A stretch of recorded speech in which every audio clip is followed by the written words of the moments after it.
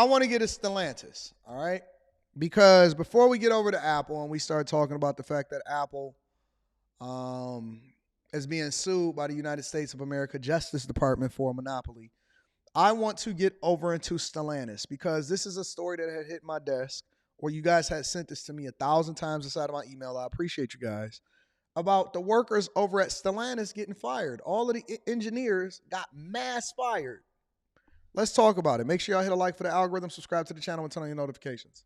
After being employed at Stellantis for over a decade, this mechanical engineer recently started believing his job was on shaky ground. I was concerned because I heard rumors a couple weeks ago regarding cuts to salaried employees. Around 8 p.m. Thursday, 400 technology workers at Stellantis, including this engineer who wants to remain anonymous, received an email informing them not to report to work Friday. Instead, they would be on a mandatory remote workday, and they were required to attend an operational meeting at a designated time. But when workers attended those meetings, they received devastating news. I'm surprised that ain't nobody record themselves getting fired. Usually we'll see something on TikTok about that. It was a mass firing of everybody that was on the call. The news felt like a punch in the gut. Of course it was. Yes, absolutely. Fox 2 requested an on-camera interview with Stellantis, but instead we were provided a statement which reads in part. Somebody in the chat said, why is his face blurred? Because he's smart. Because he's smart. I had read a while ago how people were recording themselves on TikTok and Instagram, getting fired and then posting it so they can get a lot of views and get a lot of likes for their, for their TikTok. This guy is smart. He said, listen, I'll tell you what happened and I'll share with you what happened as an engineer. But the one thing that I'm not going to do is prevent myself from being able to get another job. Let me give a round of applause for the smart ones. I'm not going to be labeled as a problem maker, and then people see my face and say, hey, that's the guy that was talking about as a mechanical engineer that he got fired from Chrysler. Why would you want to put yourself in a position to not be able to get another job? So that's why he blurred his face, because he's willing to talk to the news, but he's not trying to mess up his bag. Smart man. Smart man. He not trying to go viral like these chicks up here recording themselves getting laid off. While we understand this is difficult news, these actions will better align resources while preserving the critical skills needed to protect our competitive advantage as we remain laser focused on implementing our EV product offensive and our Dare Forward 2030 strategic plan. But this worker and others Fox 2 spoke to believe something else is the cause. There's a ton of jobs or positions that they began to outsource to different companies, such as India, Mexico, Brazil. So they continue to push low-cost countries are more efficient for the company and more profitable. As hundreds of employees are let go from Stellantis, many are wondering what impact this will have on the auto industry. The auto industry is making a lot of money, but is facing a lot of challenges. You've got the electrification situation, which is going to cost car makers a lot of money. You've got the new UAW contract that's also costing car makers a lot of money. Oh, wait. Stop that for a minute. Sean Fain, what did y'all think was going to happen? Listen, if you think that Sean Fain and the UAW members care anything about the American worker, they don't. They care about their position and whether or not they feel like they were successful in bargaining for their workers so that they can get voted in again. What did you think was going to happen? Why did you think that we renegotiated the North American Free Trade Agreement? What, you thought that the business was just going to absorb those costs? That the shareholders was going to be the one to take the loss? No, that's not what happens. Then what they do is they say, okay, well, we don't have to necessarily make parts in other countries and then bring that resource here. What we're going to do is we're going to get talent from outside of the United States of America and outsource jobs. So now, okay, so somebody else going to have to absorb those costs. Somebody else is going to have to. Listen, when you get a raise, it's the numbers are the numbers. We sit here and talk about all CEOs and automakers, their profits is tied to the success of the company, which means that they're always going to do the thing that's in the best interest of the shareholders, which is themselves.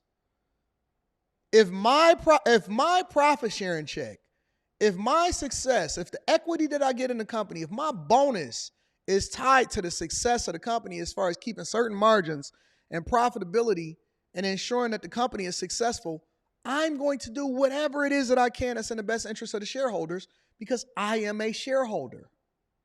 And so what they do is they start to outsource the things that you used to be good at. Somebody is going to suffer.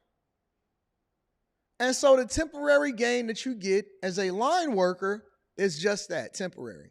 Because if you don't think that they're working 10 and 15 years into the future to try to figure out how it is that they could outsource you to once your contract is up, you crazy. You crazy. We're in a global market now. We're no longer in a national market. This is an international game that we're playing. This is an international game that they're playing. And so they're going to figure out, okay, well, where is it we can save money while still being able to pump out product? And hopefully that doesn't affect, the end goal, the consumers, as far as what it is that they're buying. Okay, well, somebody going to get axed. And it's going to be hundreds of engineers that suffer as a result of it because they're going to then outsource the work. And then they're going to put out some stupid statement and say, hey, listen, we got to make sure that we right-size the company and right-size engineering and all of this stuff in order to make sure that the company operates great and we can continue to pour into the new mandates that's being operated based off of the federal government. Man, listen. It's a simple math equation. If A plus B don't equal C, then we're going to have to make it work, flat out. Got the new UAW contract that's also costing car makers a lot of money. So it's not only Stellantis. Everybody is looking at the bottom line. In fact, WWJ automotive reporter Jeff Gilbert says other car makers have already made cuts recently. We've seen it at Ford and General Motors also, but today it's happening at Stellantis. Gilbert makes it clear the actions by Stellantis are not reflective of the economy. There is no talk about a downturn in the economy. This is about all of the other costs related to things like electrification, things like new technology. Stellantis told Fox 2 these reductions will be effective March 31st, and it will offer support for those impacted, including a comprehensive separation package and transition assistance. It's sort of sad because just years ago during the bankruptcy time, our government stuck up for us and bailed us out so that we could continue to be a company. And years later, we merged with another company that just seems to be sort of dissolving us. And it's going to be the same thing with the steel industry.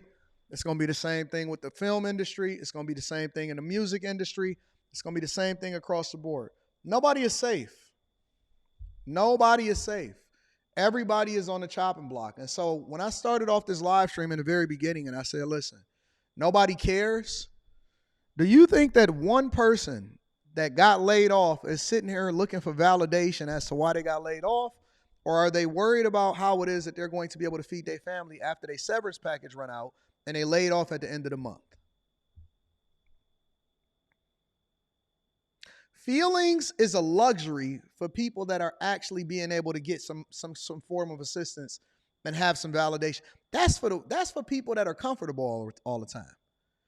That's when you can afford to feel. Feelings are not for people that struggle. Look, man, when the rubber hits the road and stuff start getting tough and that tuition is due and that rent is due and that mortgage is due and that car note is due, do you think that Ford Financial or Chrysler Financial or Mercedes-Benz Financial or Hyundai Financial or Chase Bank or whoever you got your mortgages is through, you think that they'd be like, you know what? We understand. They don't. Toyota Financial, they don't care. Listen, if you can't afford the car, we coming to get it. If you can't afford that mortgage, we going to give you 3 months. We coming to get that house. If you can't afford your property taxes, we coming to get it. And so that's why I keep telling y'all, listen, it's cool to be validated. That's a female trait. I don't need your validation. I need my money. I don't need your validation. I need my money. That's for females. Validation is for women. It's for people that like to feel all the time. It's for people that's always in their emotions. I don't need that. I need my I need my bread. I need my bag. I need everything that's coming to me. And so when I make a decision or when I'm doing what I'm doing, let me take this off my screen. When I do what I do on a daily basis, right? Everything that I do is to make sure that I'm preparing myself in a worst case scenario while at the same time enjoying the fruits of my labor and enjoying life. And so if anything was to ever happen, I talk about my corporate position all the time. I'm prepared. Everything that I get from that is points on the board. Everything that I get from that is points on the board. And so if anything was to ever happen and they say, you know what, Anton, we don't think that it's a good fit anymore, I already won because I leveraged everything that they gave me in order to continue to make more money, or I invested it, or I made the decision that was in the best interest of my family. I'm prepared. I'm prepared for the worst case scenario. I'm going to put myself and my family in a position because the only way that I could really do anything for anybody else is to make sure that I'm taking care of myself. I know that nobody is coming to save me. I know that nobody is coming to save me. Ain't nobody thinking about my daughter. If I go poor tomorrow, then my family just poor, and ain't nobody gonna come and save me. I need my bag, man. And when I get my bag, I'm gonna leverage it. I'm gonna make sure that I minimize my lifestyle for a long enough period to where I know that I'm safe and I can survive long enough to be able to do what I do. Anton, why did you stay down so long? Why did you stay in your parents' basement even after you had started getting really, really, really big with your money and you started running? Because I was living for free. I was living for free. I'm chilling. I was talking to my daughter the other day. Actually, that was yesterday. I was talking to my daughter and she was like, I'm never moving out. I was like, okay. Smart woman. Why would you? Why would you ever want to move out unless you get married? She's like, man, I ain't about to go live over there. I ain't about to go do this. I ain't about to do that. She started sending me TikToks of when she want to pay for something. And I said, man, listen, you a smart girl. Wise woman. Wise woman.